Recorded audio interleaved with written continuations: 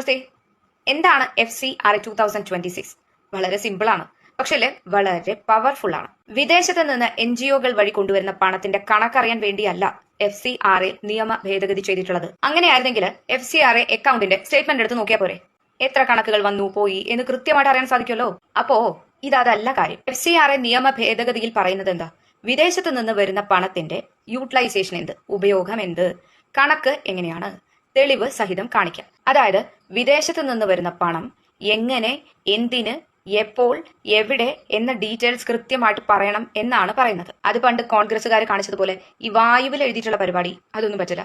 എപ്പോഴെങ്കിലും ഒക്കെ കാണിച്ചാലും പോരാ, കൃത്യമായിട്ട് വർഷം അത് ബോധിപ്പിക്കണം. അല്ലെങ്കിൽ ഒന്നുമില്ല, കേന്ദ്ര ആഭ്യന്തര മന്ത്രാലയം ആ രജിസ്ട്രേഷൻ പിന്നീട് പുതുക്കില്ല, അത്ര തന്നെ. പിന്നെ NGOകൾ വഴി വിദേശത്ത് നിന്ന് വരുന്ന പണം എന്താവശ്യത്തിനാണോ അവർ ആ പണം നിക്ഷേപിച്ചത് അതിന് മാത്രമേ ആ പണം ഉപയോഗിക്കാൻ പാടുള്ളൂ. അല്ലാതെ നിയമത്തിനെതിരെയോ രാജ്യവിരുദ്ധമായിട്ടുള്ള കാര്യങ്ങൾക്കോ ഭീകരവാദത്തിനോ ഒന്നും ആ പണം എടുക്കാൻ സാധ്യമല്ല എന്ന് സാരം. ഈ നിയമ ഭേദഗതി മൂലം ആർക്കും ഒരു ദോഷവും ഉണ്ടാവാനില്ല. നല്ല രീതിയിലല്ല പോകുന്നതെങ്കിൽ രജിസ്ട്രേഷൻ കട്ടാകും ചെയ്യും, അകത്ത് കിടക്കേണ്ടിയും വരും. ചുരുക്കത്തിൽ നിയമത്തിന് പുറത്ത് രാജ്യവിരുദ്ധ പ്രവർത്തനമോ അല്ലെങ്കിൽ നിയമവിരുദ്ധമായിട്ടുള്ള പ്രവർത്തനമോ ചെയ്താൽ മാത്രമേ FCRA എന്ന നിയമ ഭേദഗതിയെ ഭയക്കേണ്ടതുള്ളൂ എന്ന് സാരം. സഭയോ മറ്റാരായാലും ശരി, രാജ്യവിരുദ്ധ പ്രവർത്തനങ്ങളൊന്നും ചെയ്യുന്നില്ല, നിയമവിരുദ്ധമായിട്ടൊന്നും ചെയ്യുന്നില്ലെങ്കിൽ എന്തിനാണ് ഈ സഭയൊക്കെ ഇത്ര ഭയക്കുന്നത്? അപ്പൊ പിന്നെ എന്തിനാണ് ഇങ്ങനെ നിലവിളിക്കുന്നത്, ഭയപ്പെടുന്നത്, കരയുന്നത്? FCRA പ്രൈമ ഫേസി ആ ബില്ലിൽ ഒന്നുമില്ല. വിവാദം ഉണ്ടാക്കിയപ്പോഴാണല്ലോ FCRA ബില്ല് ഒരു ഇഷ്യൂ ആകിയത്. അതെങ്ങനെയാണ്?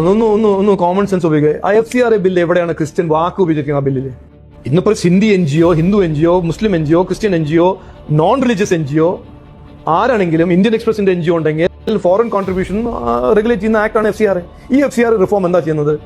FCRA വഴി നിങ്ങൾ എന്തെങ്കിലും കാശ് കൊണ്ടുവന്നാൽ അതിന് മിസ്യൂസ് ചെയ്താൽ it will be akin to money laundering. ഇതാണ് പറഞ്ഞത്. അതിലെന്താണ് തെറ്റ്? ഒരു തെറ്റുമില്ല. നിങ്ങൾ സ്വന്തം തലയിൽ അറിയാതെ പൂട തപ്പുകയാണല്ലേ. അതുപോലെ റിഹാബ് ഫൗണ്ടേഷൻ പോലെ ജിഹാദികൾക്ക് വേണ്ടി പ്രവർത്തിക്കുന്ന നിരോധിത സംഘടനയായിട്ടുള്ള PFIക്ക് വേണ്ടി ഫണ്ട് കൊണ്ടുവരുന്ന ഇസ്ലാമിക NGOകൾ ഒരക്ഷരം പോലും മിണ്ടുന്നില്ലല്ലോ. അത് നിങ്ങൾ ശ്രദ്ധിച്ചായിരുന്നോ? അക്കൗണ്ടിലൂടെ മാത്രം വന്നിട്ടുള്ള പണത്തിന്റെ കണക്ക് ബോധ്യപ്പെടുത്താൻ എന്തിനാണ് ഇത്ര പ്രയാസം? ആ കണക്കിൽ അപ്പുറത്തേക്ക് വല്ല പണം ഉണ്ടെങ്കിൽ അമിത്ഷാ സർക്കാർ അത് കൊണ്ടുപോകും. അത്രയല്ലേ സംഭവിക്കുള്ളൂ.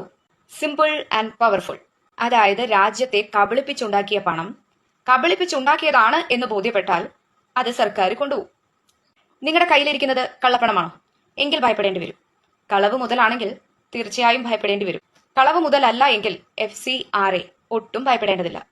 അത്രേ അമിത്ഷാ പറഞ്ഞിട്ടുള്ളൂ.